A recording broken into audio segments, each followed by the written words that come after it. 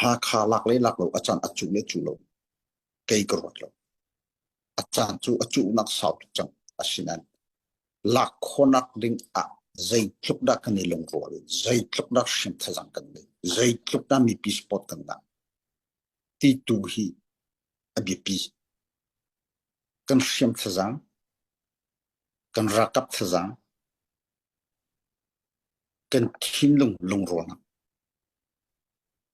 zai tluk da khatin ti noi strategy tha ten sui ki asiko atatak ti aso chu cha he ha kha lak achu le chu lo kong hi boi la o shilo lak khonak ding ka ti acho atua CDF hakani zaida ahe zai pola ahe kan ra buini kan rakap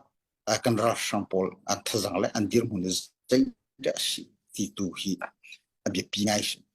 hi kan tu kan timbal mo kan timme kan tim kha ha kha lak khonak ding acho falam le ti dim hi lak na sau si chung nuwa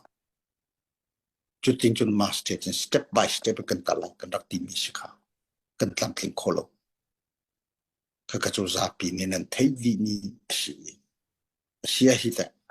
atu hi zaitin kan pa hula kan ti ka atu ban to kan thazang kan sim thazang hi vial se khoi ka da ong de kan mi pi ku da ong me si kan mi pi ni kan du ning kan ra kan tlang tling pi ko lo ka kha ral cho dau gi kan du mi ka kan phak kholai ti cho ka ti na mi cho si ko chu long se lo ni hena ra sang po a cho chang ning cho shem tlai kan si ka kan ner peng mi cho si atu zai da ating bi me ong tlai ni amale ama ana apek le sikong si ti ka sikko masin ati le a o ko thale atam da rian ki atam ngai ke ka sang ti lo ta thong si pho si pung tang amo to zai mo to ti ki adu ning a cho chang atu cho zai da ating bi ni ama i she longan sin palet angai mi chung pakhat man ne account the pho kholo na in adong nak bi cho yue kop po hi a mai cha yue kop po hi ka to sum sim lai chu zai rong ga wo li chung pia ke hi mi pi ni thimi a chau za ka si ka ti ki lang ter adu ati ma pi hu ki adu